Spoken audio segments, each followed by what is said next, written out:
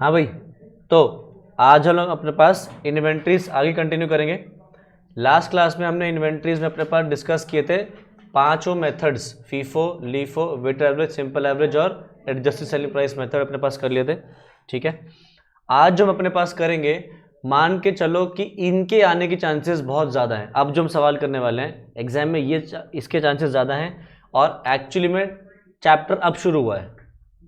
अभी तो जो हमने पढ़ा था वो सिर्फ सरफेस को खुरचा था, माल तो अंदर है। अब तो आज जो हम करेंगे वो है मेन हमारे सिलेबस या मेन जो उसके अंदर कवर करना है हमने। ठीक है, अब मैं कुछ छोटी मोटी नॉर्मल कॉन्सेप्चुअल चीज़ें डिस्कस करना चाह रहा हूँ और फिर मैं तुमसे डिस्कस करूँगा। तुम सिर्फ अभी सिर्फ और सिर्फ ध्यान दो समझने पे। मान लो कि एक कंपनी है, 1 अप्रैल 2022 से 31 मार्च 2023 ये उनका साल है। ठीक है, अब लेट अस सपोज मैं कह रहा हूँ साल के शुरुआत में उनके पास स्टॉक है 50,000 रुपये का। ठीक है, फिर उन्होंने इस साल माल परचेज किया 2 लाख रुपए का। ठीक है, फिर कितने का माल हो गया? 2.5 लाख का माल हो गया। लास्ट में उन्होंने फिर साल के दौरान बीच में माल सेल भी करा। तो जो माल सेल करा उसकी कॉस्ट को क्या बोलते हैं? जो माल बेच रहे हो उसकी कॉस्ट को क्या बोलते हैं? नालायक हो, COGS, cost of goods sold. Correct. तो मान लो 2.5 लाख का माल था, 2.5 लाख के माल में से फॉर एग्जांपल 1.5 लाख बिक गया। करेक्ट। तो मुझे बताओ ईयर एंड पे क्लोजिंग स्टॉक कितना होना चाहिए?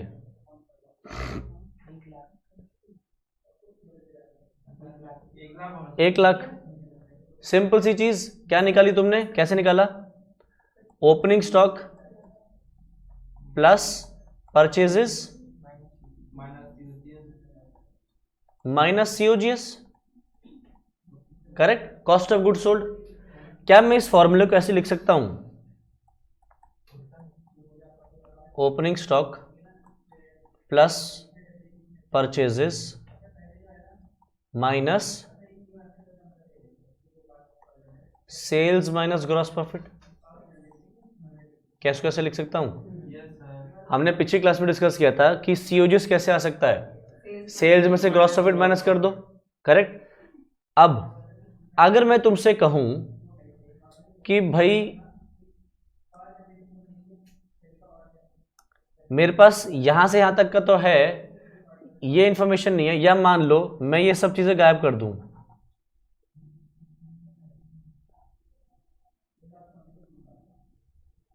और मैं तुमसे क्या कह रहा हूं कि मुझे यहां पे क्लोजिंग स्टॉक कितना ये नहीं पता, बट मुझे यहां से 10 दिन बाद वाला स्टॉक पता कितना है। मान लो वो कह रहा है 10 अप्रैल को स्टॉक जो है मेरा वो है मान लो 2 लाख रुपए का। ठीक है, पर मुझे ये पता करना है कि इस बीच मेरा कितना स्टॉक था। तो इस बीच में कुछ ट्रांजैक्शंस हुई होंगी, मुझे उन ट्रांजैक्शंस के साथ कुछ करना पड़ेगा इस स्टॉक में ताकि मैं यहां पहुंच जाऊं। करेक्ट। तो बताओ मेरे पास यहां का स्टॉक है और मुझे स्टॉक चाहिए यहां का, तो मुझे क्या करना चाहिए? जब मैं यहां से यहां बढ़ा था तो मैंने ये सब चीजें की थी ये निकालने के लिए। अब जब मैं यहां से यहां बढ़ूंगा तो क्या करूंगा? ऑपोजिट कर दूं। यानी कि मुझे क्या करना चाहिए? ये जो स्टॉक दिया है इसमें से जो ऐड किया परचेज, अब क्या कर दूं? माइनस कर दूं परचेजेस, और क्या कर दूं? ऐड कर दूं COGS। उल्टा आऊंगा तो काम उल्टा हो जाएगा। बढ़िया। क्या मैं इस फॉर्मूले को ऐसे लिख सकता हूं कि जो स्टॉक है 10 अप्रैल वाला minus purchases plus sales minus gross profit. कोई प्रॉब्लम तो नहीं इसमें? तो इस तरीके से हमें क्या करना होगा? अब सवालों में क्या गिवन होगा हमारे पास? कहेगा कि हम 31 मार्च पे स्टॉक को कैलकुलेट नहीं कर पाए, मतलब फिजिकली जाके काउंट नहीं कर पाए। इसको बोलते हैं इन्वेंट्री टेकिंग। इन्वेंट्री टेकिंग क्या होता है? मतलब फिजिकल काउंटिंग ऑफ इन्वेंट्री। वो हम 31 मार्च पे नहीं कर पाए। हमने वो काउंटिंग कब करी? 10 अप्रैल को। 10 अप्रैल को सवाल तुम्हें देगा कि स्टॉक की एक फिगर है, और फिर क्या बोलेगा, कहेगा 31 मार्च से 10 अप्रैल, 15 अप्रैल, 15 मई, जो भी डेट देगा उस बीच की तुम्हें क्या दे देगा? सेल्स। उस बीच की क्या दे देगा तुम्हें? परचेजेस। और क्या कहेगा? निकाल के दो मुझे closing stock on 31 of March. तो कैसे निकालोगे? जो भी स्टॉक तुम्हारे को गिवन है माइनस कर दो उसमें से क्या? परचेजेस, और ऐड कर दो क्या? COGS। यानी कि सेल्स गिवन होगी तुम्हें, सेल्स में से क्या माइनस कर देना? Gross profit. क्या निकल जाएगा? Cost of goods sold. Add कर देना, इस दिन का स्टॉक आ जाएगा। करेक्ट? चलो जी, अब 1 मिनट में पहले देख लूँ सवाल कौन सा है। नहीं, ये वाला सवाल 1 मिनट बात कराएंगे। आओ, जो मैंने डिस्कस किया है अभी, पहले वही वाला सवाल हम अपने पास करते हैं। देखो क्या कह रहा है। A trader prepared his accounts on 31 March each year. Due to some unavoidable reasons, no inventory taking could be possible till 15 April. तो 15 अप्रैल तक क्या नहीं कर पाया? इन्वेंट्री टेकिंग, मतलब physical counting of inventory 31 March को नहीं कर पाया। कब कर पाया? 15 अप्रैल को कर पाया। On which date the total cost of goods in is godown came to 5 lakh. यानी कि क्या बता दिया कि 15 अप्रैल को स्टॉक कितने का पड़ा भैया? 5 लाख रुपए का। The following facts were established between 31 March and 15 April. तो क्या बोलता है, इस बीच में सेल्स करी है 4,10,000 की, इंक्लूडिंग कैश सेल्स 1 लाख। अब बताओ, मैंने जहां पे ये फॉर्मूला लिखा था अभी, क्या मैंने यहाँ पे सेल्स में कोई स्पेसिफिक बताई थी कौन सी सेल्स लेनी है? नहीं। तो कौन सी सेल्स लेंगे हम? दोनों लेंगे। तो ये पंगे ले रहा है ना इंस्टीट्यूट, ध्यान रखना, आंखें खोले रखनी है, कुछ नहीं करना है इससे, कैश सेल हो क्रेडिट सेल हो कोई फर्क नहीं पड़ता। फिर क्या बोलता है, परचेजेस दिए इतनी, इंक्लूडिंग कैश परचेजेस। क्या मैंने यहाँ पे परचेज में लिखा था कोई कौन सी परचेज लेनी है? यानी कि दोनों लेनी है। और दूसरा, सेल्स के साथ साथ उसने सेल्स रिटर्न बता दिया 10,000 है। और क्या बोलता है, goods are sold by the trader at a profit of 20% on sales. मतलब इन सेल्स के अंदर 20% प्रॉफिट जुड़ा हुआ है, बट सेल्स रिटर्न भी है। तो क्या करेंगे, सेल्स पहले में, सेल्स में से माइनस कर दो सेल्स रिटर्न, कितना आ गया? 4 लाख। 4 लाख में से क्या करें? माइनस कर दो 20%। तो 4 लाख माइनस 20% कितना? 80,000। ठीक। और परचेजेस कितना दिया सवाल ने? 50,340। और गुड्स कितने दिए थे 15 अप्रैल को? 5 लाख। सर गुड्स होते हैं क्या ओपनिंग में या क्लोजिंग में, या फिर सिर्फ गुड्स ही हैं बस? 15 अप्रैल के गुड्स बता रहा है वो, कि जिस दिन हमने फिजिकल काउंटिंग करी, मतलब ये इस दिन पे गुड्स बता रहा है 5 लाख के हैं। ठीक है, तो 5 लाख के गुड्स में क्या करना है? परचेज माइनस और सेल्स ऐड, सेल्स की कॉस्ट ऐड करनी है। कितना आ रहा है?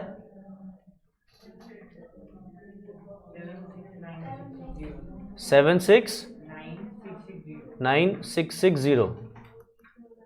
देखो आंसर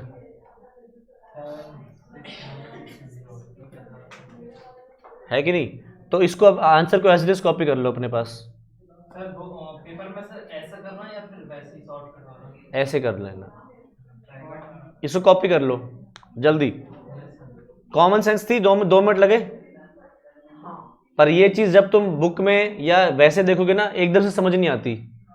तो मैंने इसलिए तुम्हें पहले सीधा तरीका दिखाया, फिर कहा उल्टा इसका बिल्कुल उल्टा होगा। जल्दी से कर लो कॉपी।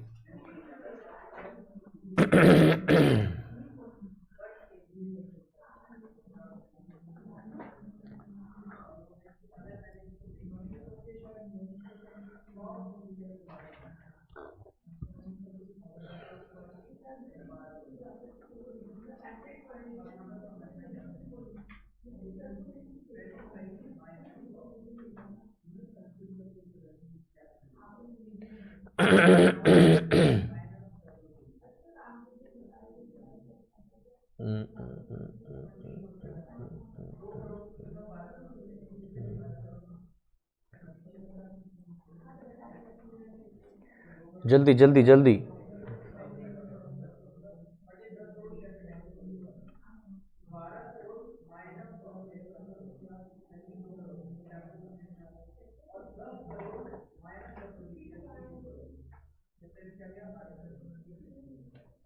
हो गया? बढ़ू आगे? No sir. टिक टिक 10, टिक टिक 9, टिक टिक 8, टिक टिक 7, टिक टिक 6, टिक टिक 5, टिक टिक 4, टिक टिक 3, टिक टिक 2, टिक टिक 1 और टिक टिक अंडा। चलो जी बहुत हो गया। अब जिसको भी देखना है रिकॉर्डिंग से देख लेना या आजू बाजू पड़ोसी मुल्क से देख लो। आओ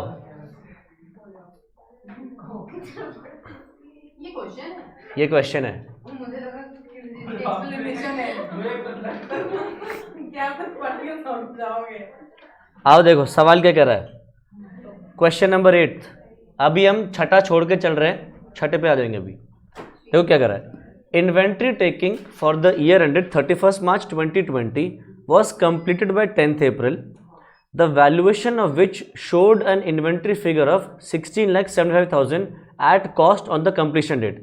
यानी कि क्या बता रहा है, 31 मार्च में इन्वेंट्री टेकिंग नहीं कर पाए, 10 अप्रैल को 10 अप्रैल क्या मिला, स्टॉक मिला 16,75,000 रुपये का। After the end of the counting year and till the date of completion of inventory taking, sales for the next year were made for 68,750, profit margin being 33.33% on cost. Okay जी, तो उसके साथ क्या करना है, सेल्स के साथ profit margin निकालना है। प्रॉफिट माइनस करेंगे, सीओजीएस आ जाएगा, सीओजीएस क्या करेंगे, ऐड कर देंगे। Purchases for the next year included in the inventory amounted to 90,000 at cost less trade discount of 10%। तो परचेजेस बताए 90,000 है, बट इसमें भी 10% का ट्रेड डिस्काउंट माइनस करना है। तो क्या करेंगे, माइनस करके परचेज के साथ माइनस कर देंगे 16,75,000 में से। करेक्ट। अब देखो क्या कर रहा है। During this period goods were added to inventory at the markup price of 3,000 in respect of sales return. तो कह रहा है इस पीरियड में हमने गुड्स वापस इन्वेंट्री में ऐड कर दिए मार्कअप प्राइस पे। मार्कअप प्राइस का मतलब होता है सेलिंग प्राइस। मार्कअप मतलब प्राइस, मतलब जो बढ़ा के लिखी हुई, मार्कअप मतलब ऊपर कर रखी है, यानी कि सेलिंग प्राइस बता रहा है वो कि 3,000 के गुड्स वापस आ गए। तो क्या करेंगे, सेल्स हमारे सामने दिए, पहले सेल्स रिटर्न माइनस करेंगे, माइनस करने के बाद जो सेल्स आई उसमें से प्रॉफिट मार्जिन माइनस करेंगे, कॉस्ट आ जाएगी, सीओजीएस आ जाएगी, सीओजीएस क्या करेंगे, ऐड कर देंगे इसके अंदर। ओके जी। After inventory taking it was found that there were old slow moving items costing 11,250 which should be taken at 5250 to ensure disposal to an interested customer। कह रहा है इन सब के अलावा और भी चीजें क्या पता चली। कहता है there were old slow moving items, कुछ बहुत पुराने आइटम्स थे जो स्लो मूविंग थे। स्लो मूविंग से मतलब क्या है, उनके पैर लगे थे, नहीं वो पैरालिसिस पे थे, उनके व्हील चेयर लगी हुई थी, क्या था, वो बिक नहीं रहे थे, कस्टमर्स खरीद नहीं रहे थे उनको। तो उनकी कॉस्ट कितनी थी, 11,250, which should be taken at 5250 to ensure disposal to an interested customer। तो क्या कहना चाह रहा है कि ये जो माल है ना, खरीदा कितने पे था, 11,250, कॉस्ट उसकी 11,250 है, बट क्योंकि ये पुराना हो गया है तो अब कस्टमर्स इतने प्राइस इसके देने के तैयार नहीं है। कस्टमर्स कितने देने के लिए तैयार है, 5,250, तभी शायद कोई खरीद सकता है। अब हमने इन्वेंट्री के बारे में एक चीज पढ़ी थी, क्या कि इन्वेंट्री को रिकॉर्ड करते हैं एट कॉस्ट और NRV, net realisable value whichever is lower. Cost कितनी है इसकी, 11,250, एनआरवी कितनी है इसकी, 5,250। तो हमें कितने पे रिकॉर्ड करना चाहिए, 5250 पे रिकॉर्ड करना चाहिए। अब हुआ क्या होगा, जब हमने माल खरीदा होगा तो कितने पे रिकॉर्ड किया होगा, 11,250 पे रिकॉर्ड किया हुआ होगा, और रिकॉर्ड कितने पे करना चाहिए, 5,250, तो 6,000 से ज्यादा रिकॉर्ड हो गया होगा, है ना। अभी इस वक्त स्टॉक में कितने से होगा, 6,000 से ज्यादा होगा ना। तो क्या करेंगे, इसमें 6,000 माइनस कर देंगे, यानी कि इस फिगर में 6,000 कम हो जाएगा। इस बात में कोई डाउट। आगे, due to heavy flood certain goods costing 15,500 were received from the supplier beyond the delivery date of the customer. क्योंकि हैवी फ्लड्स चल रहे थे तो जो हमारा सप्लायर था वो हमें गुड्स भेज रहा था पर वो भेज नहीं पाया क्योंकि बाढ़ आ गई थी। तो उन गुड्स की कॉस्ट कितनी थी? 15,500 की थी। आगे क्या हुआ? तो हुआ क्या, हम कस्टमर को डिलीवर नहीं कर पाए, मतलब उसने जब माल दिया तब तक कस्टमर ने डिलीवरी की डेट आगे चली और कस्टमर ने कॉन्ट्रैक्ट कैंसिल कर दिया था। तो क्या हुआ? As a result the customer refuse to take delivery and NRV of the goods was estimated to be 12,500। तो अब क्या हुआ? अब कस्टमर ने सामान लिया नहीं, तो ये माल हमने परचेस कितने पे किया था? 15,500 पे खरीदा था, पर अब क्योंकि कस्टमर ने नहीं लिया तो अब हमारे पास ही पड़ा रह गया। अब क्या पता चलता, इसकी एनआरवी कितनी है? 12,500। हमने रिकॉर्ड कितने पे कर लिया होगा? 15,500। तो स्टॉक कितने से ज्यादा हो गया? 3,000 से ज्यादा हो गया ना, तो हमें क्या करना पड़ेगा? 3,000 कम करना पड़ेगा। Compute the value of inventory for inclusion in the final accounts for the year ended 31 मार्च 2020। बताओ, निकल सकती है वैल्यू ऑफ इन्वेंट्री? सारी चीज डिस्कस हो गई क्या? 16,75 में से ये सब चीजें परचेज को माइनस करना है, cost of goods sold add करना है, और इनका भी डिस्कशन हो गया। क्या है सवाल में दम? नहीं। एग्जाम में जब ये सवाल आता है तो बच्चों के तोते उड़ जाते हैं। तुम्हारे उड़ गए थे अभी, तुमने सवाल देख के क्या कहा, हे भगवान क्या सवाल है। पढ़ने में बड़ा लग रहा है, बस सवाल में कुछ नहीं है। जब तुम पढ़ते हो तो क्या दिख रहा है भाई, ये तो सब आता है ना, कॉमन सेंस है। आओ करें इसको। क्वेश्चन नंबर 8,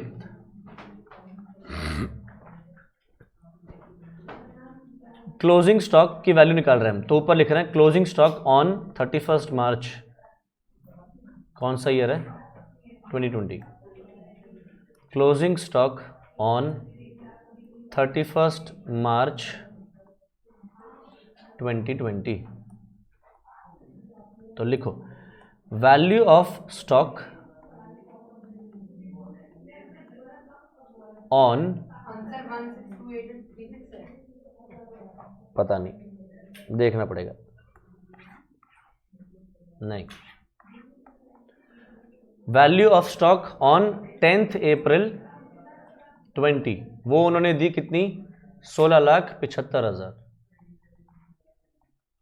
ठीक है, अब इसमें ऐड करेंगे, याद करो क्या? Cost of goods sold, correct. तो ऐड करेंगे हम कॉस्ट ऑफ गुड्स सोल्ड। तो इसके लिए हमने क्या करना है, याद करो, हमारे को सेल्स दी है। सेल्स कितनी है? 68,750। बट क्या इसमें सेल्स रिटर्न है कुछ? 3,000 की सेल्स रिटर्न है, तो पहले वो माइनस करेंगे। 6575। तो दिखाना है 68,750 में माइनस करो 3,000, तो ये आ गई प्रॉपर सेल्स, आ गई है ना, प्रॉपर सेल्स। माइनस क्या करना है इसमें से? प्रॉफिट। प्रॉफिट देखो कितना है? 33.33% ऑन कॉस्ट। 21914। ध्यान से, ये कॉस्ट पे दिया है और हमारे सामने जो फिगर है वो कौन सी है? सेल्स की है।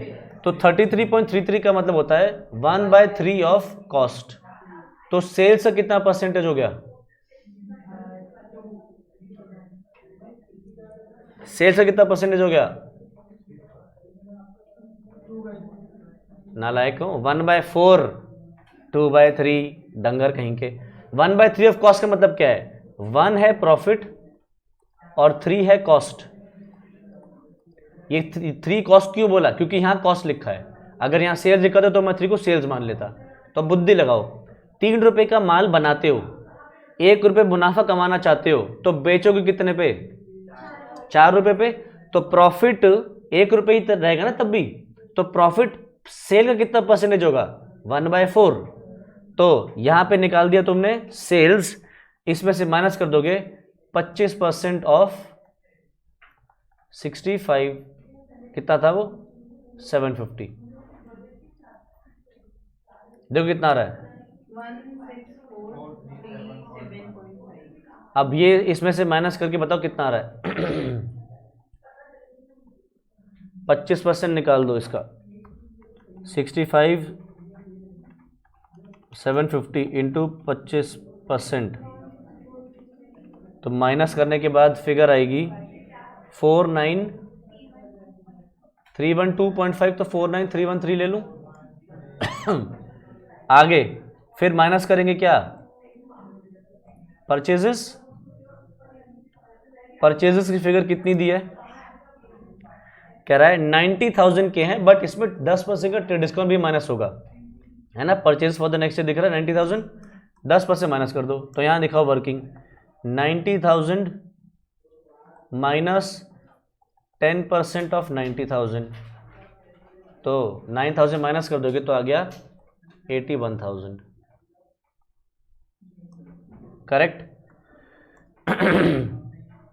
फॉर्मूला वही चल रहा है जो अभी तक कर रहा है, कुछ चेंजेस नहीं किया मैंने फॉर्मूला में। आगे बढ़े, अगला देखो क्या कह रहा है।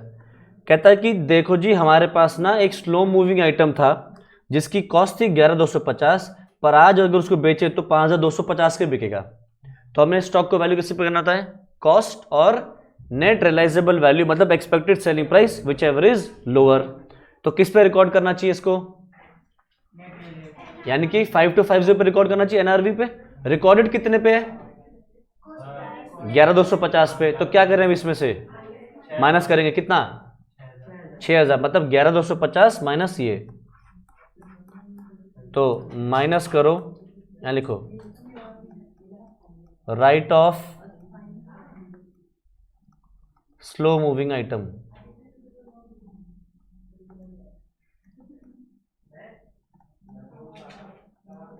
तो नीचे लिखना है 11,250 माइनस 5,250, तो 6,000। ठीक, अगला बढ़े। फिर ऐसा ही काम कुछ उसने उसके लिए भी बोला कि उसने एक सामान मंगवाया था कस्टमर के लिए, वो फ्लड्स की वजह से सप्लाई टाइम से नहीं दे पाया, कस्टमर ने मना कर दिया। तो परचेज कितने पे किया था हमने? वो 15,500। अब कस्टमर ने मना कर दिया, अब अगर किसी और को बेचें तो कितने का बिकेगा? 12,500। तो हम कितने पे रिकॉर्ड करके बैठे होंगे? 15,500। रिकॉर्ड कितने पे करना चाहिए था? 12,500। तो अब क्या करें? 3,000 माइनस कर देंगे, तो लिख दो minus right of on slow moving लिख सकते हो इसको भी स्लो मूविंग लिख सकते हो, क्योंकि अगर ये कस्टमर अपनी कॉस्ट से कम पे बिक रहा है तो मतलब कोई खरीद नहीं रहा होगा इसको। तो लिख दो यहाँ पे, कैलकुलेशन दिखाओ, 15,500 माइनस 12,500, तो ये हो गया 3,000। तो तुम देख रहे हो मैं प्रेजेंटेशन में क्या ध्यान रखता हूं कि ये इक्वल टू जो रखे लास्ट वाले ये सब एक लाइन में रहे ताकि फिगर्स एक साथ रहें। तो एग्जाम में ऐसी प्रेजेंटेशन रखोगे तब ज़्यादा मार्क्स मिलेंगे, क्योंकि तुम समझा पा रहे हो, वरना कुछ डंगर आगे पीछे करते चल जाते हैं। कितना आया? 1634,313। कितना आया ये देखो, 1634,310। उन्होंने बेसिकली ये वाली फिगर में चेंज कर दिया, देखो इसलिए चेंज हो गया। हमने कितना लिया ये देखो, देखो इसको करो 51,560 माइनस 2250, देखो कितना आ रहा है। अरे तुम बस ये करो ना जो कह रहा हूं, 51,560 में से माइनस करो ये, कितना आ रहा है? 49,310। और हमने कितना लिखा है सेल्स? 49,313। इसलिए 3 रुपए का फर्क आ रहा है यहाँ। हमने क्या किया, हमारा 49,313 क्यों आ रहा है? क्योंकि हमने सेल्स में से सेल्स रिटर्न माइनस कर दिए, उसने अलग किया, सेल्स का ट्रीटमेंट अलग किया, सेल्स रिटर्न का अलग ट्रीटमेंट किया, इसलिए उन्होंने 2 बार लिखा है ये। हम सिंपली सेल्स में से सेल्स रिटर्न माइनस करेंगे, फिर जो सेल्स आएगी उसका प्रॉफिट माइनस कर देंगे। ठीक कुछ है चैप्टर में इसमें मुश्किल लग रहा है? ये बच्चों को पता नहीं एग्जाम में कितना मुश्किल लगता है कि हाय अल्लाह क्या दे दिया। हाँ अब बोला ना तू सही बात। अच्छा अब आओ थोड़ा क्योंकि तुमने अब नज़र मार लिया है एबनॉर्मल आइटम की तरफ। अब बढ़ते हैं हम अपने पास क्वेश्चन नंबर 6 की तरफ। आसान है, ये भी कुछ नहीं है, बुद्धि लगाना है और काम हो जाना है। पढ़ो क्या कह रहा है। From the following particulars ascertain the value of inventory on 31 मार्च 2020।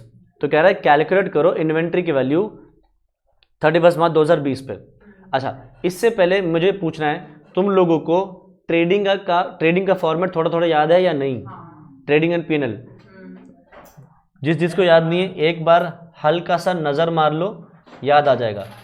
सिर्फ नज़र मारनी, मैं क्योंकि ट्रेडिंग अकाउंट से इस सवाल को करवाने की कोशिश करूंगा, इसलिए मैं तुम्हें यहाँ पे वो दे रहा हूँ। तो देखो याद करो, ट्रेडिंग अकाउंट में क्या करते थे हम? यहाँ लिखते थे हम ओपनिंग स्टॉक, फिर लिखते थे परचेजेस, फिर लिखते थे डायरेक्ट एक्सपेंसेस जैसे कि मैन्युफैक्चरिंग एक्सपेंसेस। सिंपली सेइंग जो भी मैन्युफैक्चर करने का खर्चा है, वेजेस हो गया, पावर हो गया, फ्यूल हो गया, फ्रेट इनवर्ड हो गया, ये सब चीज़ें क्या करते थे हम यहाँ ऐड करते थे। फिर यहाँ पे आती थी सेल्स, यहाँ आता था क्लोजिंग स्टॉक, और लास्ट में क्या आता था? या तो ग्रॉस प्रॉफिट या फिर ग्रॉस लॉस। ये बात तुम लोगों को 11th क्लास में सिखाई जाती है। और नीचे बनाते थे तुम क्या अपने पास? P&L। अच्छा, पीएल में क्या क्या करते थे? जल्दी से एक बार 2 मिनट लगा के रिवाइज कर रहे हैं बस, क्योंकि ये ना अभी यहाँ यूज होने वाला है। डिटेल डिस्कशन कुछ टाइम बाद जब नया ये चैप्टर शुरू करेंगे तब करेंगे। तो पीएल में हम यहाँ क्या करते थे? यहाँ लिखते थे ग्रॉस प्रॉफिट,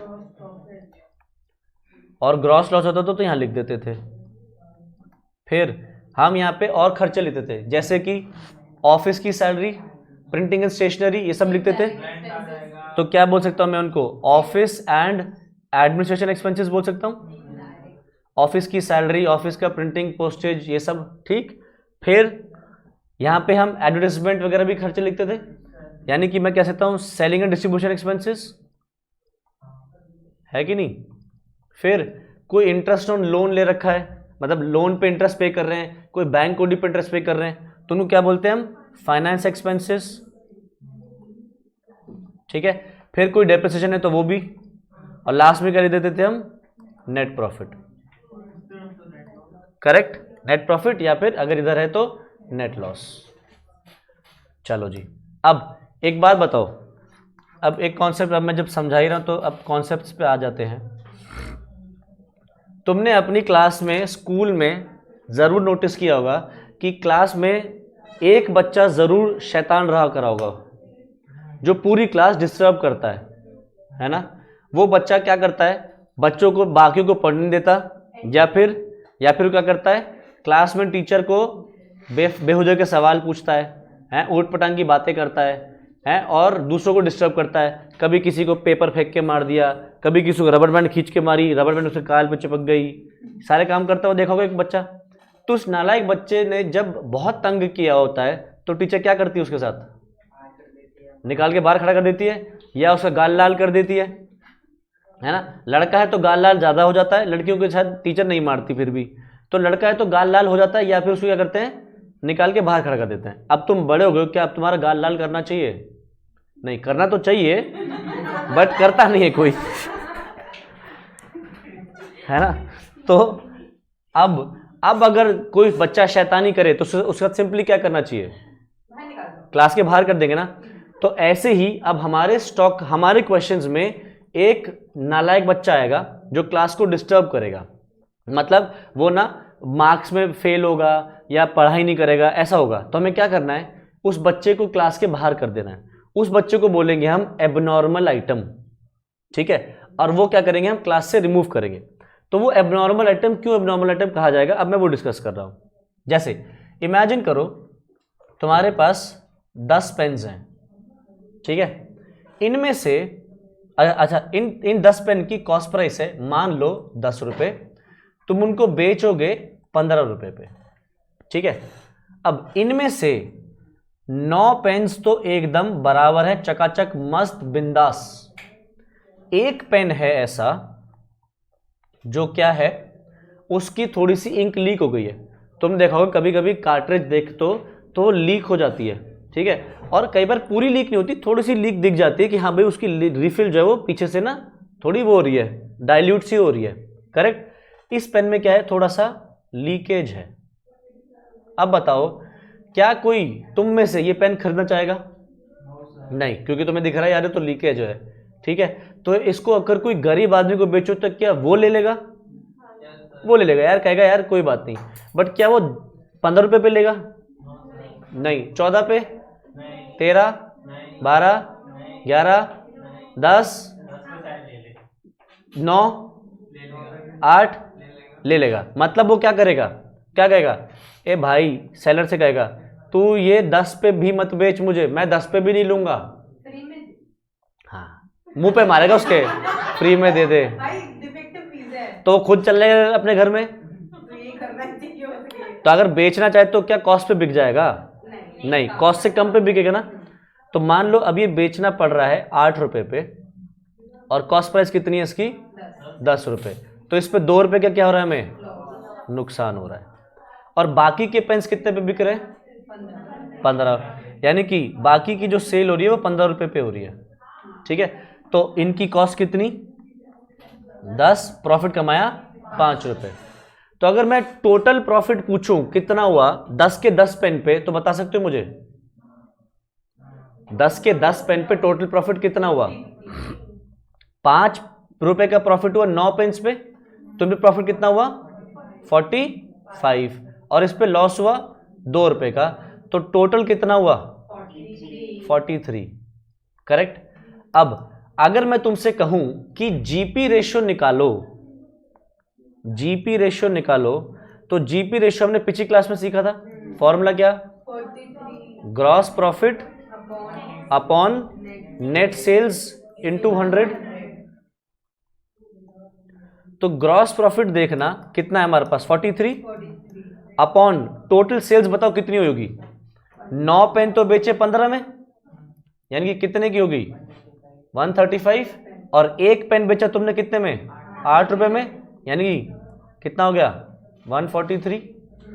तो 43 अपॉन 143 इंटू 100 कितना आ रहा है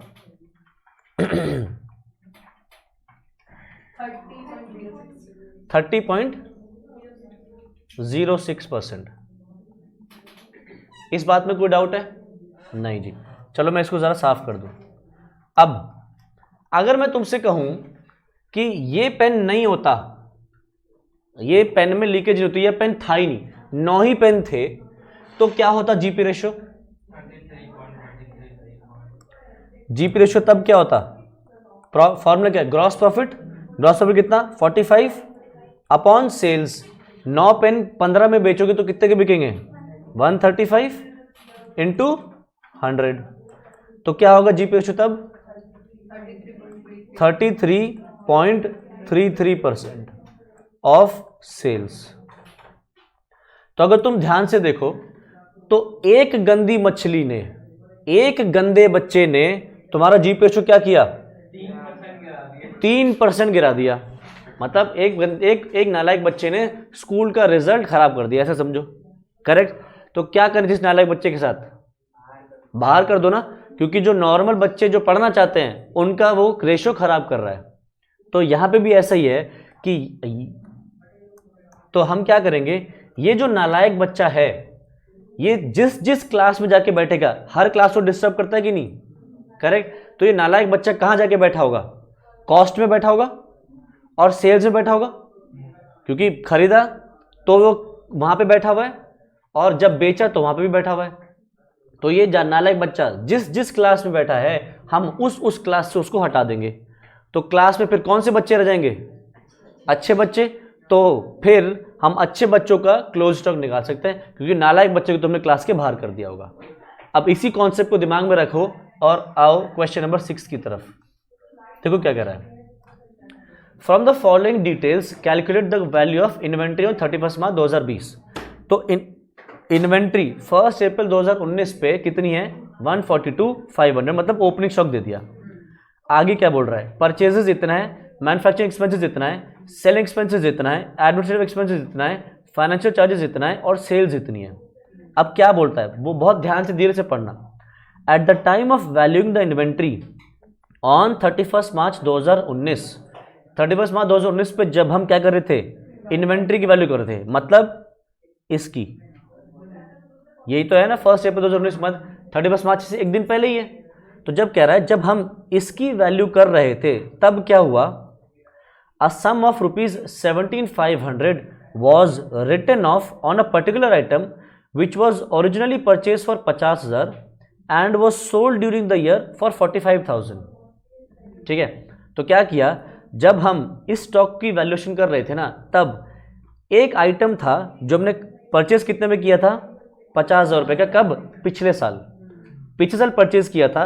बट क्योंकि ये एक शैतान बच्चा है, तो ये शैतान बच्चा अपनी कॉस्ट पे नहीं बिकने वाला था, तो हमने क्या किया था, 17,500 इसमें से राइट ऑफ कर दिए थे। यानी कि 50,000 की कॉस्ट में 17,500 अगर हटा चुके थे तो कितना लिखा होगा उन्होंने, 32,500। यानी कि वो क्या कहना चाह रहे हैं कि इस 142,500 में ना 32,500 एक शैतान बच्चा बैठा, 32,500 से शैतान बच्चा बैठा हुआ है। ठीक है, अब क्या कह रहा है, this item was sold during the year. During the year मतलब इस साल, क्योंकि देखो ये तो ओपनिंग स्टॉक में जुड़ा हुआ है ना, तो पिछले साल तो बिका नहीं, बिका कब, यानी कि इस साल बिका। तो फिर ये जब इस साल बिका तो शैतान बच्चा सेल्स में जाके बैठ गया कि नहीं बैठ गया? जैसे ओपनिंग स्टॉक में बैठा हुआ है वैसे ही कहां बैठा हुआ, साथ साथ सेल्स में जाके बैठ गया। सेल्स कितनी है? 12,45,000। ठीक है, तो वो उसमें जाके बैठ गया। अब वो क्या कह रहा है, barring the transaction relating to this item, कह रहा है इस आइटम की अगर सेल्स को हटा दो, इस आइटम को अगर हटा दो तो gross profit earned during the year was 20% on sales. जैसे मतलब क्या कह रहा है, जो हमने यहां कैलकुलेशन की थी ना, कि अगर हम ये शैतान बच्चा नहीं होता तो हमारा जीपी रेशियो कितना होता, शैतान बच्चा नहीं होता तो क्या होता जीपी रेशियो, यही वही चीज वो कह रहा है कि अगर इस शैतान बच्चे को हटा दो ना तो नॉर्मल सेल्स कितनी है हमारी, 20% है। ठीक है, तो हमें बताना है कि क्लोजिंग स्टॉक कितना होगा। अब एक बात सोचो, अगर मैंने शैतान बच्चे को क्लास से बाहर निकाल दिया तो क्लास में कौन से बच्चे बैठे होंगे, अच्छे बच्चे। यानी कि अगर मैंने स्टॉक में से एबनॉर्मल स्टॉक हटा दिया तो जो क्लोजिंग स्टॉक आएगा वो किसका आएगा, नॉर्मल स्टॉक का। अब नॉर्मल स्टॉक तो हमने बेच दिया ना, तो नॉर्मल स्टॉक ही बचना चाहिए क्लोज स्टॉक में, यानी कि एबनॉर्मल स्टॉक हमने कैलकुलेट करना है। ठीक है, आओ शुरू करते हैं। क्वेश्चन कौन सा है ये, छठा, आ जाओ। तो ट्रेडिंग अकाउंट में डिस्कस कर दिया है। आओ ट्रेडिंग अकाउंट बनाते हैं।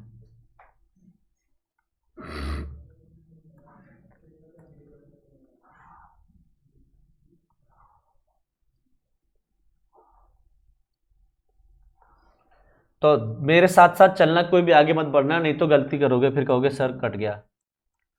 ओपनिंग स्टॉक हमारा कितना है, 142,500।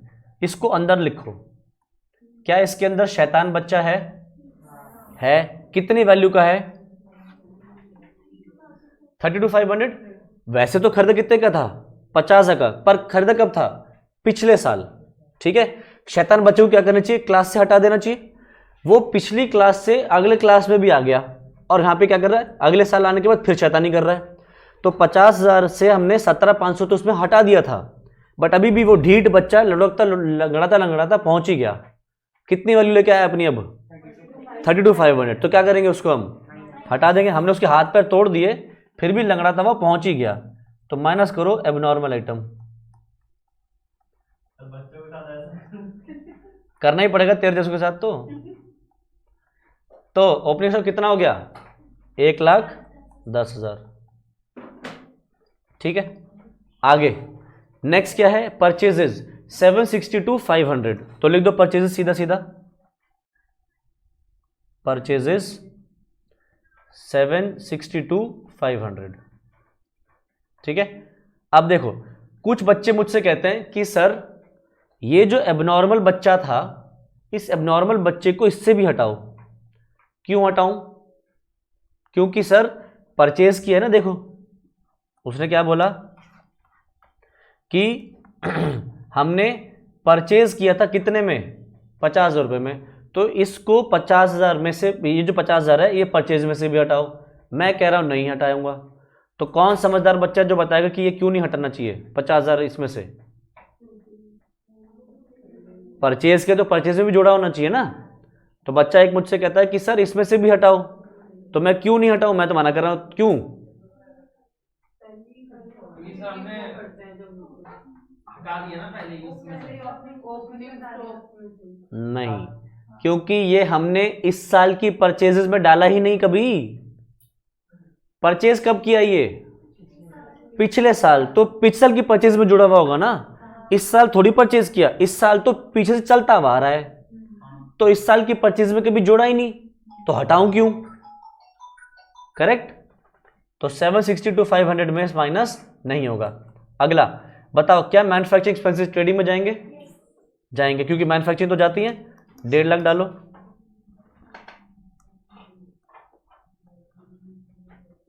Manufacturing expenses 1.5 lakh. अगला बताओ, सेलिंग एक्सपेंसेस जाएंगे? सेलिंग एक्सपेंसेस कहां रिकॉर्ड करते हैं? P&L, तो ये नहीं जाएगा। Administrative expenses P&L। Financial charges मतलब इंटरेस्ट ऑन लोन्स P&L, ये भी नहीं जाएगा। सेल्स ट्रेडिंग, बट क्या सेल्स के अंदर एबनॉर्मल बच्चा बैठा है? यानी कि वो हटेगा। आ जाओ जी, तो सेल्स लिखो अंदर की तरफ 12,45,000। इसमें आके वो शैतान बच्चा बैठ गया है, उसको हटा दो। एबनॉर्मल आइटम कितने का बेचा था? एबनॉर्मल आइटम हमने देखो 45,000 में बेचा है, हटा दो, तो 12 lakhs। तो बताओ, मैंने एबनॉर्मल बच्चा सब जगह से हटा दिया, तो अब जो मेरे पास स्टॉक बचना चाहिए, किसका बचना चाहिए? अच्छे बच्चों का, मतलब नॉर्मल स्टॉक। अब सवाल ने देखो लास्ट में एक चीज बोली, क्या कहता है? Barring the above transaction, barring the transaction relating to this item, gross profit earned during the year was 20% on sales. मतलब नॉर्मल गुड्स पे स्टॉक प्रॉफिट कितना कमा रहा हूं मैं? 20%। तो भैया नॉर्मल सेल्स मेरी ये हो गई, इस पे 20% प्रॉफिट कमा रहा हूं, तो मेरा ग्रॉस प्रॉफिट निकल सकता है यहाँ पे 2,40,000। तो 12 लाख का 20% निकाल दो, कितना आया? 2,40,000। तो क्या अब मैं क्लोजिंग स्टॉक निकाल सकता हूं? तो क्लोजिंग स्टॉक बैलेंसिंग फिगर करके आ जाएगा।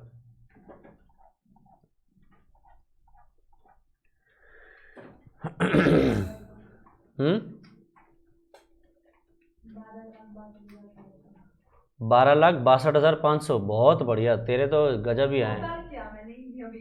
अच्छा, 12,62,500। अब ठीक है, मुझे लगा क्लोज स्टॉक बता रही है। 12,62,500 62,500। अब देखो, जो काम तुमने यहाँ ट्रेडिंग में किया है, वो काम इस तरीके से भी किया जा सकता है। ठीक है, कौन सा आसान लग रहा है, ये वाला कि ट्रेडिंग? ट्रेडिंग ना, क्योंकि ट्रेडिंग तुमने देख रखा है, तो एग्जाम में तुम ट्रेडिंग बना के भी आ जाओगे तो चलेगा। ठीक, तो देखो हमारे कौन से सवाल हो गया? छठा हो गया, सातवां हो गया, आठवां हो गया, और अब लास्ट सवाल बच रहा है हमारा 9th। आ जाओ जी। फिर वही बड़ा है तो क्या हम करेंगे, ये बोलना चाहिए। समझेंगे पहले कुछ। हाँ, देखो क्वेश्चन नंबर 9 क्या कह रहा है। अब सवाल देखो, तुम्हें शक्ति देने आया है। देखो क्या लिख रहा है, the profit and loss account of Hanuman. प्रणाम। तो डरना नहीं है, हनुमान जी आ गए। अब the profit and loss of Hanuman showed a net profit of ₹6 lakh after considering the closing stock of 3,75,000 on 31 मार्च 2020। तो देखो क्या कह रहा है, नेट प्रॉफिट कितना दिख रहा है? 6 लाख। कब आया ये 6 लाख का profit? After considering closing stock as 3,75,000।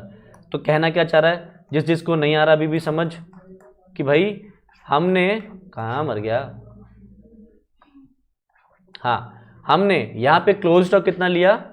3,75,000, और इसकी वजह से करते करते लास्ट में नेट प्रॉफिट कितना है हमारा? कितना था? 6 लाख।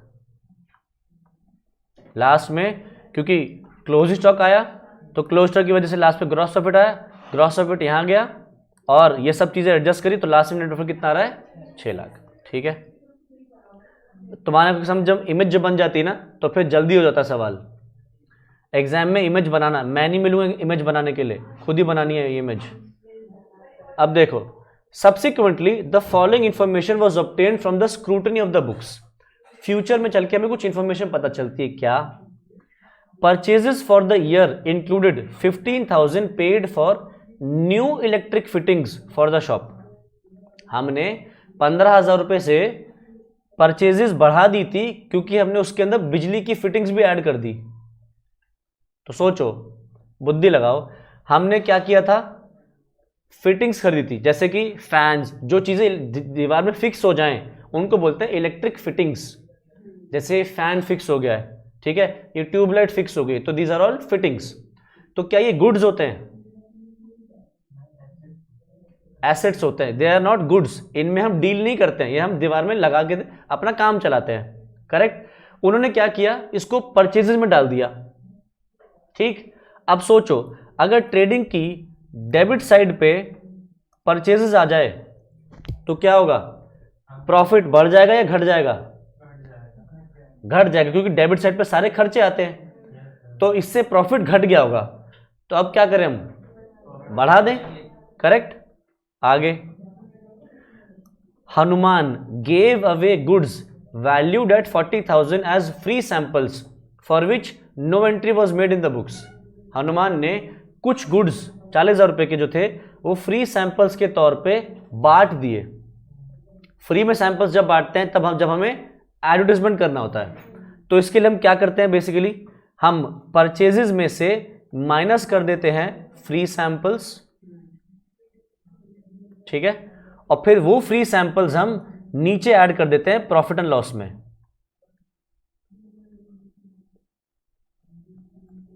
आया समझ?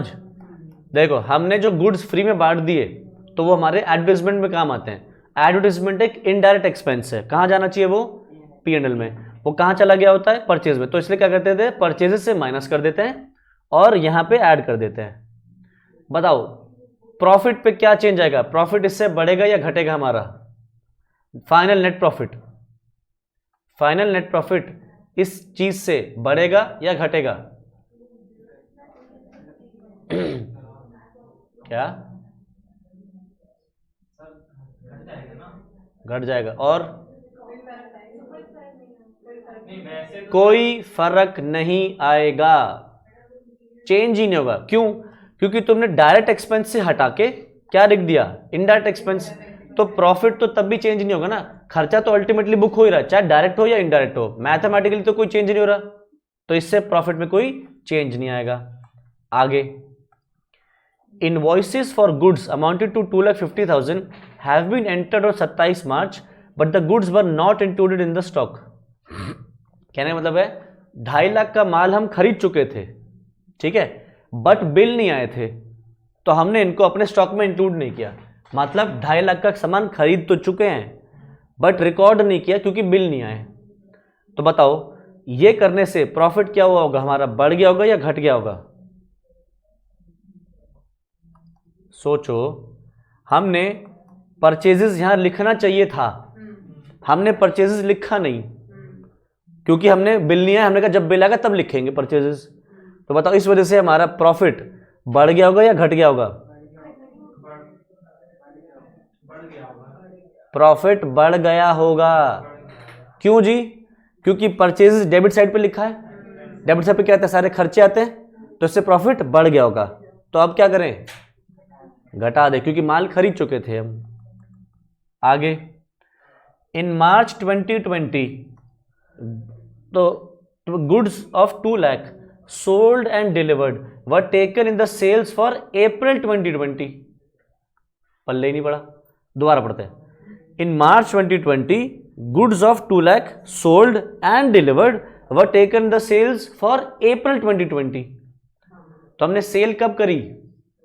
मार्च में। रिकॉर्ड कब करा? अप्रैल में। तो मार्च में प्रॉफिट के साथ क्या हुआ होगा? धोखा। प्रॉफिट बढ़ गया होगा या घट गया होगा? घट गया होगा। तो अब क्या करें? बढ़ा दें।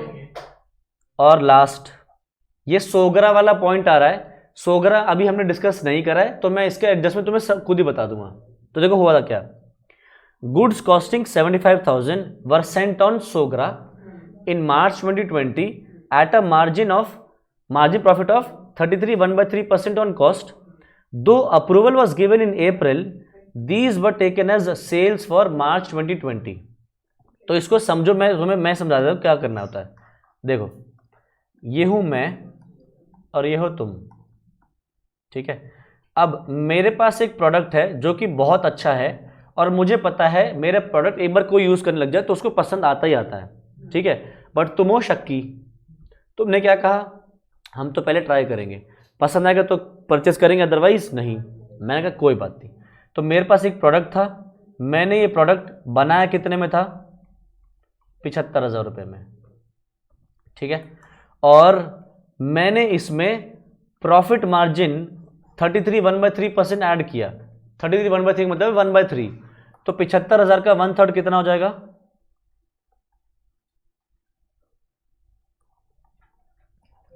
25,000। तो 1 लाख रुपए की सेल होने वाली है। मैंने क्या किया, ये प्रोडक्ट तुम्हें दे दिया और क्या कहा, ट्राई करना, तुम्हें पसंद है तो ले लेना, नहीं तो वापस कर देना। बट मैं इतना श्योर हूं कि ये बिक जाएगा, तो मैंने क्या किया, इसको अपने पास सेल रिकॉर्ड कर लिया। कब, मार्च में, ठीक है। 1 लाख रुपए की सेल बुक कर लोगी। बट मैंने तुमसे जब दिया था तब 31 मार्च के आसपास दिया था, तुमने मुझे इसका अप्रूवल कब दिया, अप्रैल में अप्रूवल दिया। तो मुझे इसको सेल कब रिकॉर्ड करना चाहिए, मार्च में कि अप्रैल में, अप्रैल में सेल मानना चाहिए। तो मैंने क्या कर दिया, मार्च में मान के क्या किया, अपना प्रॉफिट बढ़ा दिया। तब क्या करूं, माइनस कर दूं। और क्योंकि अभी तक मुझे तुमने हाँ नहीं करी, तो क्या ये सेल हो गया, नहीं। हमने contract of sale of goods act में भी पढ़ा है कि जब तक अग्रीमेंट टू सेल चल रहा, जब तक वो हाँ नहीं कर देता, जब तक हम उसको सेल नहीं मानेंगे। तो बताओ, मैं मानूं इसको अपना क्लोज स्टॉक या नहीं, मैं इसको अपना क्लोज स्टॉक मानूं। फिर अभी तो सिर्फ तुम्हारे पास ही पड़ा है, स्टॉक तो मेरा है ना, तो मैं क्या करूंगा, अपना स्टॉक मानूंगा। किस प्राइस पे मानते हैं स्टॉक, कॉस्ट और नेट वैल्यू, कॉस्ट और एनआरवी सर्विस रिवर। कॉस्ट तो ये रही, एनआरवी कितनी है इसकी, कॉस्ट तो हमारे सामने है, इस प्रोडक्ट की एनआरवी कितनी है, 1 लाख। एनआरवी क्या थी, एक्सपेक्टेड सेलिंग प्राइस ना। तो किस पे रिकॉर्ड करना चाहिए मुझे इसको, अपना कॉस्ट पे। तो इसको मैंने क्या क्लोज स्टॉक मान लिया होगा जब मैंने इसको सेल्स रिकॉर्ड कर लिया, नहीं। जब मैं इसको सेल मान चुका तो मैंने क्या किया होगा, सेल बुक कर लिया और क्लोज स्टॉक रिकॉर्ड नहीं किया होगा। क्लोजिंग स्टॉक ट्रेडिंग अकाउंट में कहां लिखते हैं, इस साइड। ये कौन सी साइड होती है, क्रेडिट साइड। Credit side. तो बुद्धि लगाओ, कॉमन सेंस है, बहुत कॉमन सेंस है। मैंने सेल्स 1 लाख से कम कर दी और क्लोजिंग स्टॉक 75,000 से बढ़ा दिया, किया या नहीं। आशा को तो निराशा लग रही है, नहीं समझ में आ रहा है कि नहीं। 1 लाख से कम और क्लोज स्टॉक बढ़ा दिया 75,000 से, तो नेट इफेक्ट क्या हुआ, प्रॉफिट। नेट इफेक्ट क्या हुआ, प्रॉफिट बढ़ा या घटा ये करने से। देखो ना, सिंपल सा घट गया, कम हो गया, क्योंकि सेल्स से इनकम बनी। 1 लाख से इनकम कम हो गई, पर 75,000 से इनकम बढ़ भी गई, बट नेट इफेक्ट क्या हुआ, 25,000 से कम हो गई। करेक्ट। अब यही सारा काम सवाल तुमसे कह रहा है, करके दिखाओ दो, है कि नहीं तुम्हारी बेइज्जती, कि ये क्यों, मतलब ये पूछ रहे हो तुम हमसे, है कि नहीं। अब देखो, ये जो चीजें तुमने बताई, तो क्या कहा, पहले परचेजेस 15,000, ये क्या हुआ, इससे क्या क्या डिस्कस किया तुमने, परचेज प्रॉफिट बढ़ जाना चाहिए, घट जाना चाहिए, पर इससे 15 से प्रॉफिट बढ़ाएं या घटाएं। असेट खरीदा था, रिकॉर्ड कर दिया था परचेज में, परचेज चला गया ट्रेडिंग की डेबिट साइड पे, ट्रेडिंग की डेबिट साइड जाने से प्रॉफिट कम हो गया होगा। अब क्या करें, तो बढ़ा देंगे। तो अब अगर प्रॉफिट बढ़ाओगे, प्रॉफिट अगर बढ़ाओगे तो प्रॉफिट एंड लॉस की किस साइड लिखोगे, डेबिट साइड या क्रेडिट साइड, ये वाली साइड, हाँ सर, ये वाली से, ये वाली साइड, नहीं, ये वाली, जो मैं बता रहा हूं मेरे साइड, कौन सी side? Credit credit side, correct. तो 15,000 से प्रॉफिट बढ़ाओगे, देखो 6 लाख का प्रॉफिट जो दिया उसके अंदर 15,000 तुमने प्रॉफिट ऐड कर दिया इलेक्ट्रिक फिटिंग्स का। अगला देखो क्या बोला था तुमने कि 40,000 का हमने फ्री सैंपल्स बांटे थे, तो इसका ट्रीटमेंट हमने क्या देखा था कि यहां से माइनस हुआ और यहां ऐड हो गया, करेक्ट। तो प्रॉफिट एंड लॉस में क्या होगा, कोई चेंज नहीं। तो देखो यहां पे उन्होंने क्या किया, पहले इनकम दिखाया और फिर एक्सपेंस दिखा दिया, कोई डाउट तो नहीं। पहले 40,000 से इनकम दिखाया और 40,000 से फिर एक्सपेंस दिखा दिया, नेट इफेक्ट क्या हुआ, ठुल्लू। आगे फिर क्या बोला था, 2.5 लाख का हमने माल खरीद लिया था, 2.5 लाख की परचेजेस कर चुके थे, बस बुक्स में रिकॉर्ड नहीं करी थी। यानी कि ये यहां रिकॉर्ड होना चाहिए था, यहां रिकॉर्ड हो जाने से प्रॉफिट क्या हो जाना चाहिए था, कम, क्योंकि परचेज डेबिट साइड पे, तो डेबिट साइड पे डालोगे तो क्या होगा, प्रॉफिट कम हो जाना चाहिए था। हुआ क्या, हुआ था क्या, करा था हमने, नहीं। अब क्या करें, फिर कर दें। तो अगर प्रॉफिट कम करना है तो प्रॉफिट किस साइड पे लिखूं, बोलो ये वाली side, debit side. Debit side. तो लाइट जला नालायक।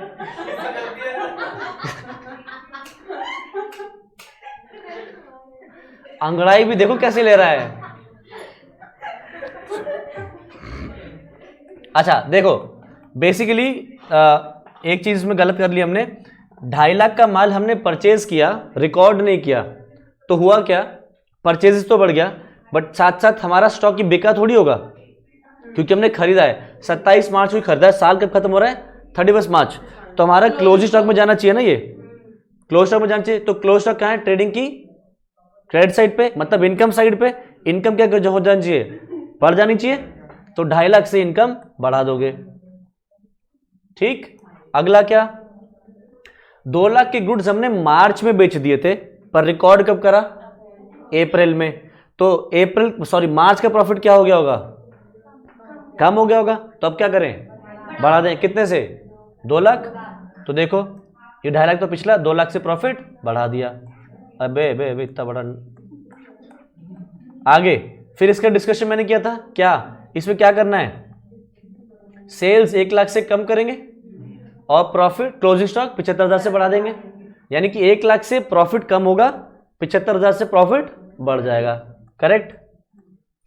देखो 1 लाख से प्रॉफिट कम होगा तो डेबिट कर दिया और 75,000 से क्रेडिट कर दिया, तो नेट इफेक्ट 25,000 अपना आप हो गया। तो ये करने से अब क्या हुआ, हमारा करेक्ट प्रॉफिट आ गया। सवाल ने 2 चीजें मांगी थी, कह रहा था एक तो एडजस्टेड नेट प्रॉफिट निकालो और दूसरा स्टॉक की वैल्यू निकालो 31 मार्च पे। पहला एक काम तो ये वाला हमारा हो गया। इस बात में कोई डाउट है तो बोलो। आज इंस्टीट्यूट को चिट्ठी लिखनी तुमने घर जाके, और क्या लिखना है, हमें अच्छे सवाल दो, ये सवाल हमारी बेइज्जती के लिए हैं, ऐसे सवाल दोगे तो हम पेपर नहीं देंगे, ठीक है। तो पहला एडजस्टेड नेट प्रॉफिट हमने कैलकुलेट कर दिया।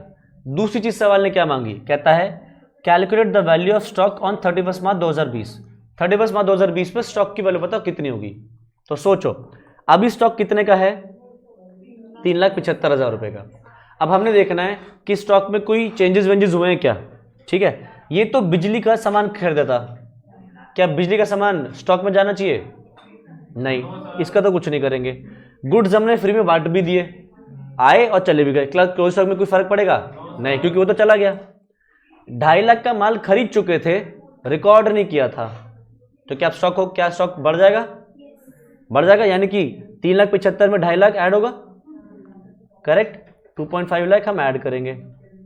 फिर ये 2 लाख का माल हम बेच चुके हैं, रिकॉर्ड नहीं किया था, बस सॉरी मार्च का अप्रैल में रिकॉर्ड किया था, क्या क्लोज स्टॉक में कोई फर्क पड़ेगा,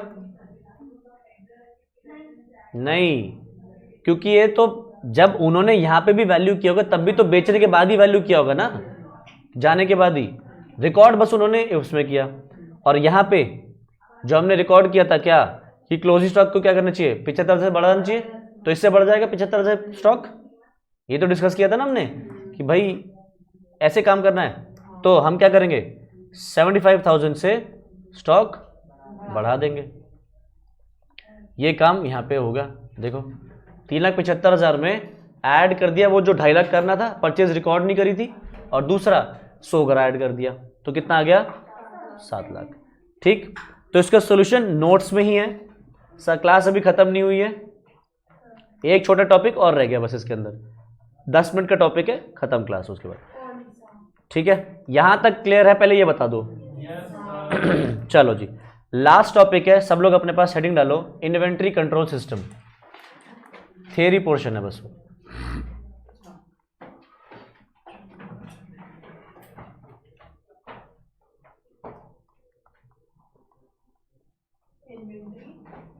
control system,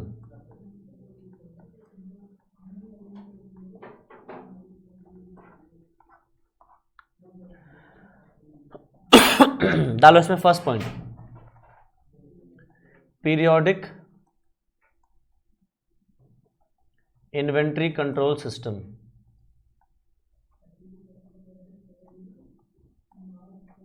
inventory control system में फर्स्ट पॉइंट है हमारा पीरियोडिक इन्वेंट्री कंट्रोल सिस्टम। अब लिखना शुरू करो इसके अंदर, it is a method of calculating inventory, it is a method of calculating inventory by taking an actual physical count, by taking an actual physical count, full stop, actual physical count, full stop, no daily balances or monthly balances, no daily balances or monthly balances of stock, monthly balances of stock are maintained are maintained, full stop. COGS is calculated as follows, COGS is calculated as follows. अब नीचे लिखो एक formula, opening stock brackets में लिखो known plus purchases, brackets में लिखो known minus closing stock, इसके आगे ब्रैकेट्स में लिखो फिजिकल काउंट।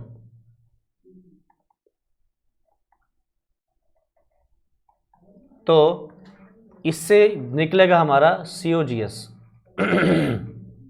ठीक है, अब नीचे लिखो, in this system inventory account is adjusted, in this system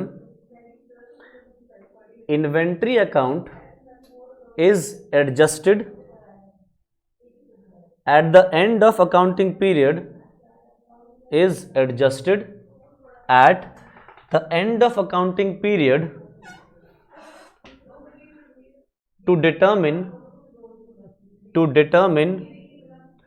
the cost of goods sold, to determine the cost of goods sold. Second point लिखो, perpetual inventory control system, perpetual inventory control system.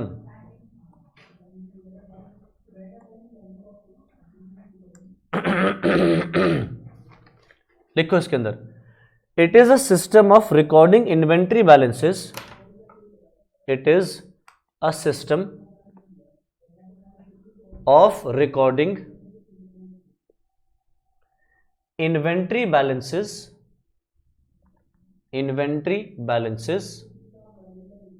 after each receipt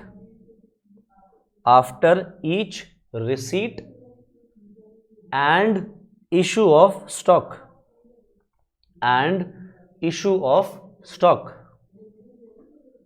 full stop. Physical inventory is then compared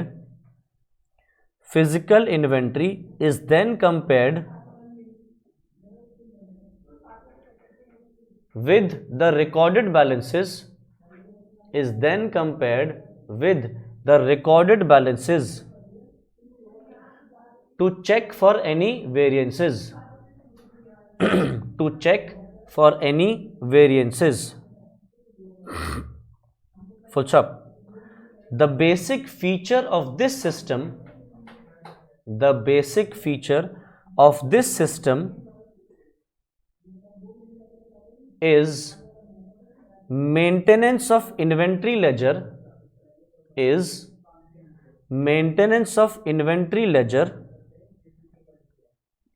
to have records of goods, to have records of goods on a continuous basis, to have records of goods on a continuous basis.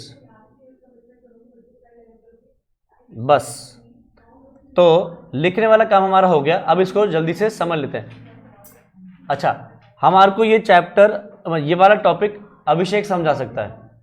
क्या sir? अभिषेक, तेरे पास अपनी खुद की shop है, ठीक है? किस चीज़ की शॉप है? स्टेशनरी की? किसकी है? गिफ्ट्स, खिलौने वगैरह की है, ठीक है? अब एक बात बता, तू अपनी दुकान पे, सब लोग बस ध्यान से सुनने की बात ध्यान रखो, उसके जवाब सुनने। अब एक बात बता अभिषेक, तेरे दुकान पे जब तू सामान किसी को बेचता है तो क्या कंप्यूटर पे एंट्रीज वगैरह करता है या बस डायरेक्टली दे देता है? कैसे करता है? डायरेक्टली दे देता है, ठीक है? तो जब भी तेरे पास कस्टमर्स आते हैं तो तू डायरेक्टली बेचता रहता है सामान, ठीक है? तो क्या तेरे पास रिकॉर्ड होता है हर वक्त कि तेरे पास कितना माल बच रहा है? नहीं होता। ओके, फिर जब तुझे अपना सामान दुकान पे वापस खरीद के लाना पड़ता है, कहीं से तो लाता होगा ना खरीद के, तो फिर तू क्या करता है? जब देखना होता है कि कितना सामान बचा तो क्या करता है? पर्चा बनाता है। पर्चे में क्या करता है? लिखता है। क्या? सामान जो कम है जाके क्या करता है? देखता है कि कौन से गिफ्ट कितने रह गए हैं, कितने पड़े और कितने की जरूरत है। करेक्ट? तो ये जो काम अभिषेक कर रहा है अपनी दुकान पे, इसको बोलते हैं पीरियोडिक इन्वेंट्री कंट्रोल सिस्टम। क्या अभिषेक, तू ये हर रोज करता है या मंथ एंड पे करता है? ज्यादातर मंथ एंड पे, मतलब एक पीरियड खत्म हो जाने के बाद, एक मंथ खत्म हो जाने के बाद ये काम कर रहा है, इसलिए इसका नाम है पीरियोडिक इन्वेंट्री, क्योंकि एक पीरियड खत्म होने के बाद आप इन्वेंट्री का सिस्टम चेक कर रहे हो। तो अभिषेक एक बात बता, अगर तेरी दुकान पे कोई लड़का रखा हुआ या नहीं रखा है? कोई कैमरा वैमरा है तेरे दुकान पे? नहीं। अगर वो लड़का तेरी दुकान से कोई सामान चोरी करके ले जाए, क्या तुझे पता चलेगा? अरे तू अगर नहीं है दुकान पे, तू क्लास में आ गया, मम्मी भी नहीं है, दुकान पे लड़का है, मम्मी घर पे कुछ काम वाम कर रही है, कोई रिश्तेदार आए, वो लड़का दुकान से कोई सामान चोरी कर ले, कानों कान खबर पता चलेगी? सर जैसा आप वैसे तो सर अगर चुरा लेगा तो नहीं पता लगेगा। नहीं पता लगेगा ना, बस इतना जवाब चाहिए मुझे। पता लगेगा? नहीं पता लगेगा। करेक्ट? अगर वो सामान में कुछ हेरा फेरी कर दे, पुराना सामान लगे नया सामान ले जाए और पुराना सामान कोई कहीं का उठा के लाके रख दे, तुझे पता चलेगा? नहीं। करेक्ट? फिर अगर तुझे सामान अपना रखना है, बेचना है, और ये मंथ एंड पे तुझे अपना सामान कैलकुलेट करना है, तो कुछ देर के लिए दुकान शायद बंद करनी पड़े, क्योंकि अगर कोई कस्टमर आते जाते रहेंगे बार बार तो क्या होगा? सामान ठीक से चेक ही नहीं कर पाएगा, कितना बच रहा है, कितना चला गया। क्योंकि अगर तू बंद नहीं करेगा कुछ देर के लिए तो क्या होगा?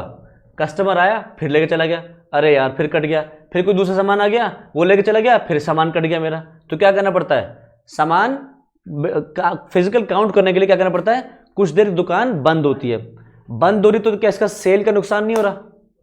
हो रहा ना? तो पीरियोडिक इन्वेंट्री कंट्रोल सिस्टम ये वाला होता है जहां पे आप हर वक्त रिकॉर्ड मेंटेन नहीं करते कि कितना माल आया, कितना माल चला गया, या कितना माल आया वो तो आप रिकॉर्ड कर लेते हो क्योंकि आप खरीद के लाए हो, तो आपके पास रिकॉर्ड होगा कितना कितना माल खरीद के लाए, बट कितना माल जा रहा है आप उसका रिकॉर्ड नहीं रख रहे। यानी कि फिजिकली और बुक्स में एक्चुअली में कितना होना चाहिए सामान, वो कभी टैली नहीं कर सकता, क्योंकि हो सकता है फिजिकली सामान चोरी हो गया हो, दुकान पर लड़का चोरी करके ले गया हो, और रिकॉर्ड होना कुछ और चाहिए था। तो इस मेथड में लिमिटेशन होती है कि जो COGS होता है ना, हमें उसको कैलकुलेट करना पड़ता है एक अजम्पशन पे कि हमारा कोई माल चोरी नहीं होगा। तो देखो इसके अंदर जब कॉस्ट COGS निकलता है ना, ओपनिंग स्टॉक हमें पता है, क्यों?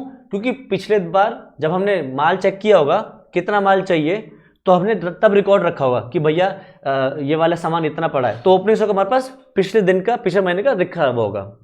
हमने कितना माल खरीदा वो हमें पता होगा क्योंकि हम खरीद के लाए। बट लास्ट में जब हमारे पास बच रहा है माल, वो हमें कैसे निकलेगा? हमारे पास फिजिकली काउंट करके पता चलेगा। तो फिजिकल काउंटिंग में क्या चीज मिस हो सकती है? अगर कोई सामान चोरी हो गया, हमें क्या लगेगा? हमारा तो सारा माल बिक गया, बट एक्चुअली में क्या है, हो सकता है चोरी हो गया हो। तो इसके अंदर जो क्लोजिंग स्टॉक है वो फिजिकल काउंट करके निकलता है। तो जो COGS होता है ना, इस मेथड में वो थोड़ा खराब निकलता है।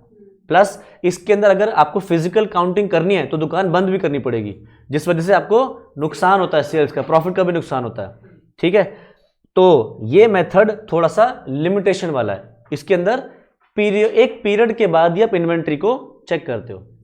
अब अभिषेक अगर एग्जाम्पल खत्म हो गया तो अब इमेजिन करो, अभिषेक की जैसे गिफ्ट्स की शॉप है, अब यही चीज इमेजिन करो आर्चीज को करते हुए या हॉलमार्क को करते हुए। हॉलमार्क भी गिफ्ट्स बेचता है। क्या वो जब भी कोई सामान बेचते हैं तो क्या तुम्हें प्रिंटेड बिल देते हैं? वो जब प्रिंटेड बिल देते हैं तो कंप्यूटर पे करते हैं, यानी कि उनके पास रिकॉर्ड मेंटेन हो रहा है क्या कि कितना माल जा चुका है। तो वो क्या कर रहे हैं? Perpetual inventory control system. Perpetual मतलब क्या है? जो कंटिन्यूअस बेसिस पे आप सेल्स की भी रिकॉर्डिंग कर रहे हो, परचेज की भी रिकॉर्डिंग कर रहे हो। तो जब जब माल आ रहा है तब रिकॉर्ड हो रहा है, जब जब माल जा रहा है तब रिकॉर्ड हो रहा है। तो उससे क्या होगा? जो आपका इन्वेंट्री है वो सही निकल के आएगा कि बुक्स में कितना होना चाहिए। फिर आप ये देख सकते हो कि फिजिकली कितना है। अगर उसमें कोई डिफरेंस है तो कहाँ गया माल, निकल सकता है।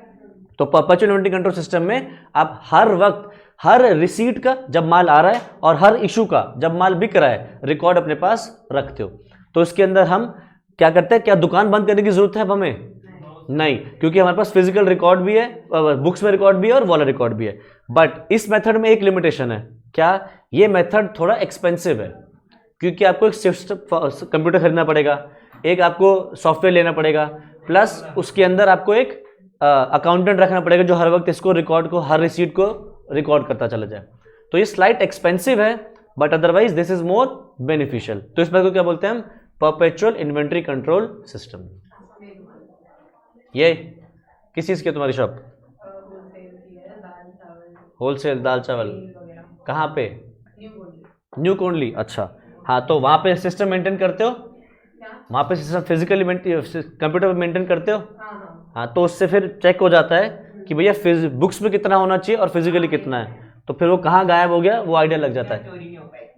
हो सकती है तब भी, बट चोरी तो हो सकती है, पर पता चल जाएगा ना कि चोरी हुई है तो कहाँ गया। फिर CCTV अगर लगा हो तो उसमें चेक कर सकते हैं। करेक्ट। तो this method is called perpetual inventory control system. तो यहां से चैप्टर हमारा खत्म। अरे बस बताओ जल्दी, कोई डाउट है तो बताओ। ठीक है, तो फिर आज इतना ही करेंगे। इसके आगे नेक्स्ट क्लास में कंटिन्यू करते हैं। Bye bye.